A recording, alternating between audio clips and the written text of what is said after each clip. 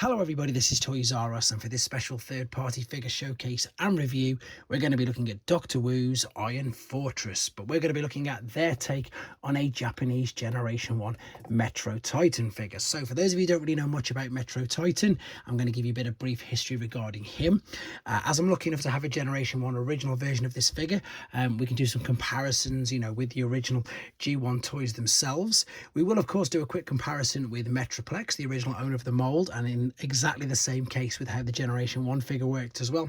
I've got some other Doctor Wu figures, including their take on a Triptychon and various other little figures that we've got in the Doctor Wu toy line as well. And again, if none of this is making much sense to you, you don't know much about Doctor Wu figures, I'm going to bring in some mainline figures, I suppose, just to give you an idea of just how small these guys are. So as I start to move everything out of the way, I'd like to remind anybody who's not subscribed to the channel, if I'd like to hit that subscribe button for me now, please, because it really will help me out. And also to thank Shozy, because that's where this came from.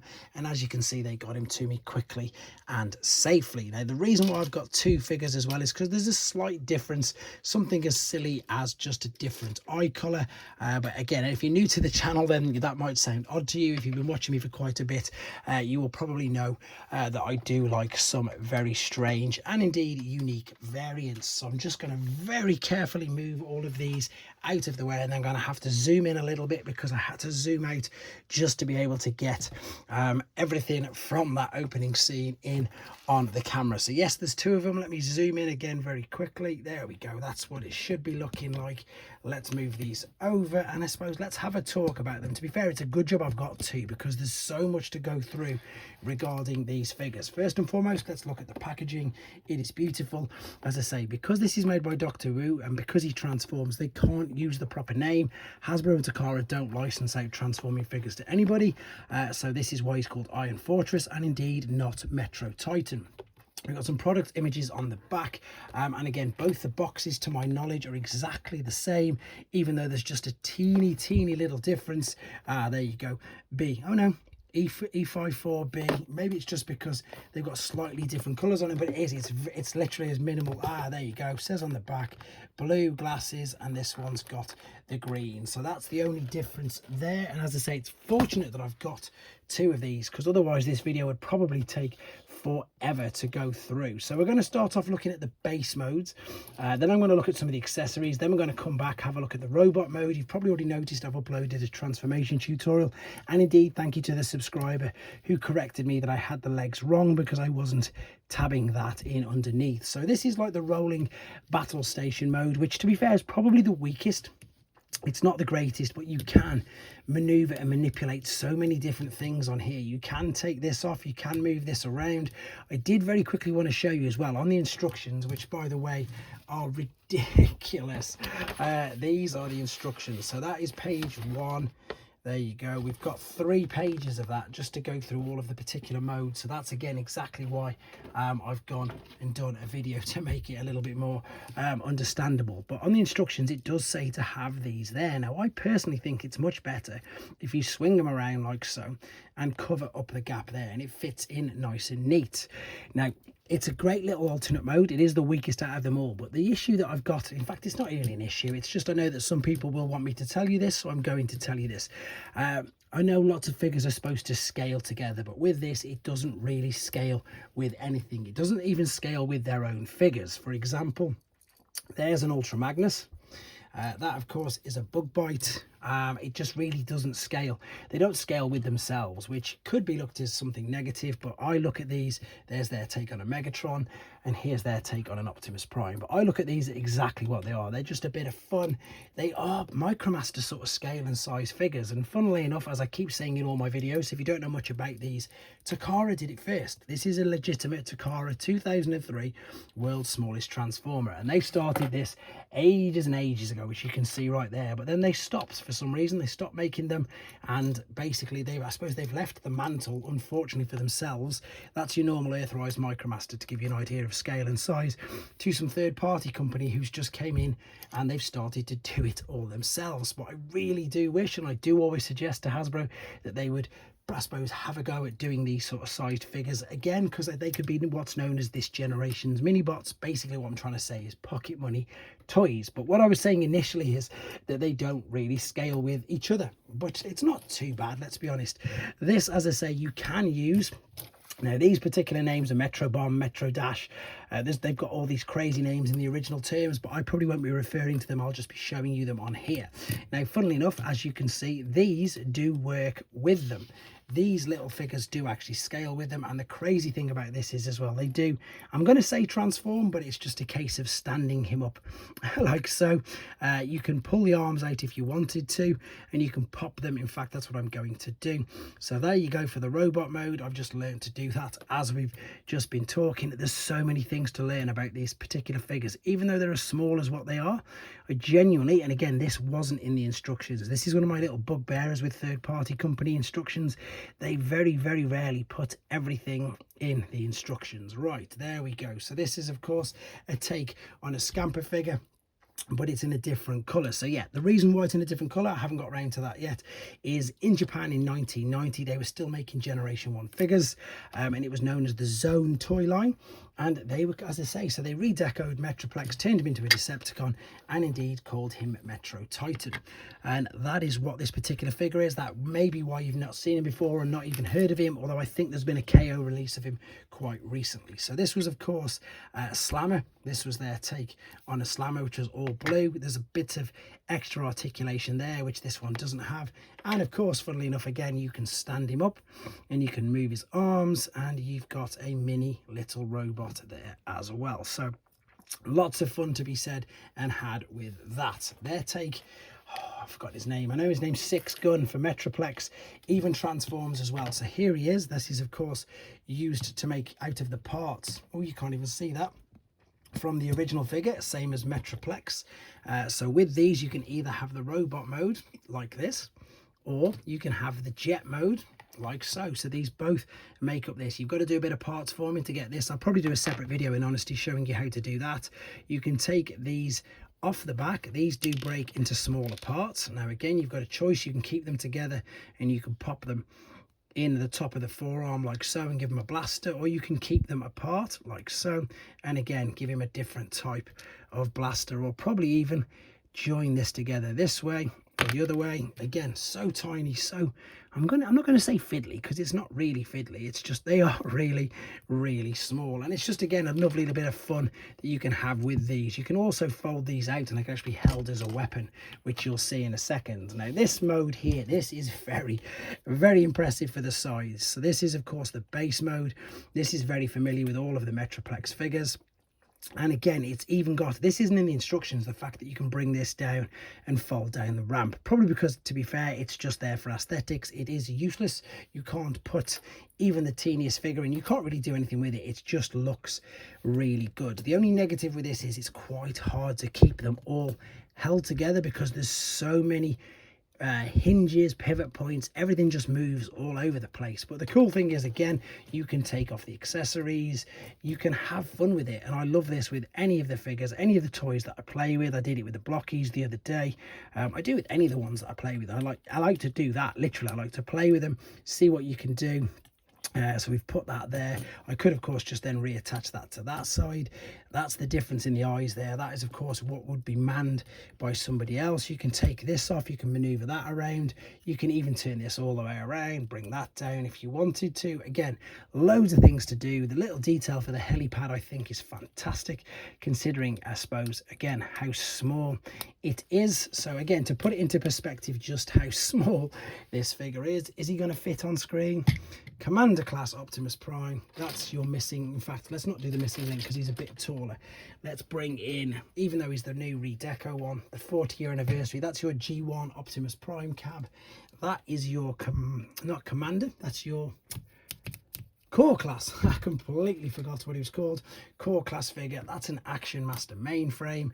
I think you get the idea. In fact, funny enough, there's a golden blockies. So these are tiny, and there, of course, is a Doctor Wu Metroplex. So nice. In fact, yeah, super small figures. I'm just looking around. Funny enough, there's another Takara World's Smallest Transformer to give you an idea of size of this guy.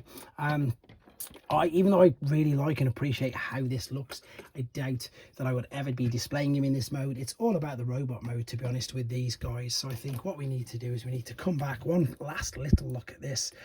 We need to come back, have a look at them in the robot mode. Yes, in fact, yes, we'll do that. We'll get them in the robot mode. I'll show you. In fact, you can see the difference here. What I'm not going to do then, because there's another bonus mode, there's a cube mode as well. So what I would do is I'm going to very quickly, by doing this, just show you the main difference in between the two figures. If I fold the legs out of the way, so there is your blue-eyed metrotitan, and there is your green-eyed one. As I say, something as small and as similar as that, sorry, simple as that, shows you the difference between these two. So yeah, this was originally a 1990 Japanese exclusive figure, and now we've got a crazy little third-party Micromaster version. Right, let's come back, have a look at the other two modes. There's a robot mode and a cube mode. Let's have a look at that. Okay then, back for the final time with him in his robot mode, and yes, I am zoomed in, but before we quickly have a look at that, I wanted to show you the bonus mode that, in all honesty, was a right pain in the bum to get this set up. It's a bit too clever for its own good. You can see that you can put literally all of the accessories to make this cube mode. Now I've got the head backwards. That is intentional. The head would be spinning around. I've turned it around intentionally just so I can show you, in fact, exactly what I'm about to show you. I want to show you in again a bit more detail the eyes, but if I just show you how it was, there you go. So you see it would be spun around, you wouldn't be noticing it. But once again, now we're zoomed in, now we're in robot mode, it just seems that little bit more appropriate. It doesn't matter that it's falling apart. I am going to do a separate tutorial of that as well, to show you the heads zoomed in with that little bit more detail, so you can see very clearly blue eyes and indeed green eyes. Right, I'm going to stay zoomed in just while we look, I suppose, at the articulation, which is again surprising for such a small figure.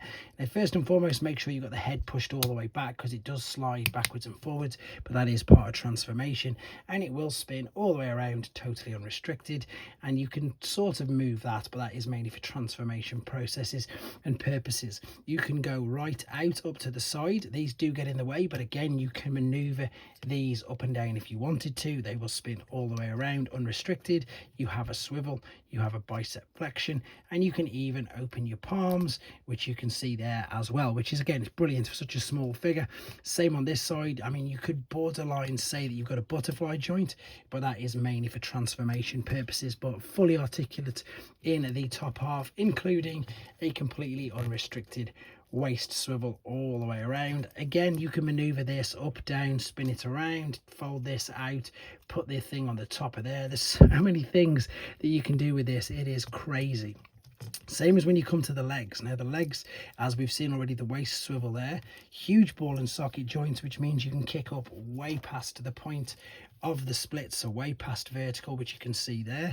They will swivel at the top of the thigh there, huge knee bend, borderline ratchets, you can hear that clicking, toe tilt, tap, rock, etc. Loads going on there. These spin in multi directions everywhere, so the legs are super articulate. So just again, very quickly before we bring some other figures in, that is a Blockies Golden Prime.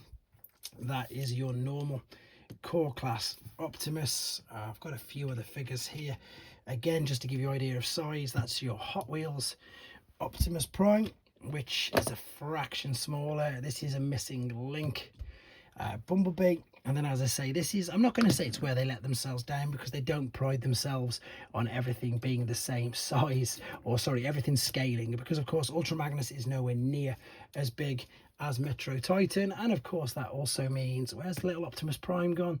There he is. Optimus Prime again is nowhere near as big. But very quickly, again, I'm knocking everything over, you can hear that. There is your Earthrise Micromaster, which you can see there. Funnily enough, the figure I knocked over was a core class star Thundercracker, so not much bigger than that in that particular mode either. Very quickly, again, official Takara World's Smallest Transformers, that is Starscream. And then, funnily enough, from the Naruto pack, another little core class figure there. He's as big as him. So what I need to do now is just pan out. In fact, before we do that, let's bring in Metroplex. So there we go. There they are, looking pretty good together. To be fair, I definitely need to pan out. There we go, that's normal, that's it. So I can I'll show you the rest of them, to be fair, all the rest of the figures. There again is your Commander Prime. and then this is not going to work at all. So let's see if how this is going to work. There is the vintage Takara metrotitan. Let me just see if I can, yeah, there you go. That gives you a bit of an idea. Let me pan out quickly again, way out, and let's zoom back in. So again, nice and tiny, really intricate little version of this particular figure. I did want to very quickly show you their take on the 6-gun figure, which was this. As I say, I did say I'd show you this in this particular video. I'm going to bring in Triptychon in a second, but this is a bit of a parts former, so take your legs off, take the arms off like so, and then what you're looking at doing is we've got these, which is where the things are going to attach to. We're going to spin the head around like so. This is going to come up as the shoulders, so make sure this stays out. Keep that tab facing out like so. And then what you've got to do with this, you need to prise this out like so. Turn this in to face that way. That's going to attach into this part here. Again, these are really small, so if you've got like quite stubby fingers like I have, you may need to use spudgers, you may need to use sets of tweezers, etc. They're not the most, in fact I'm going to really struggle with that now typically, but I've got this. Hopefully I can dig it out. I'm totally destroying everything. There we go. So I've just dug that out with a screwdriver. I like to try and do everything in one take, and I like you to try and see exactly what I'm doing as well, rather than, you know, just stopping the camera, coming back, and there you go, I've already done it. That doesn't, I think, benefit. I don't think that'll benefit anybody. The good thing about this is you can see, can you make out there's a little L inside there? So that's his left arm, which is going to help me out fantastically.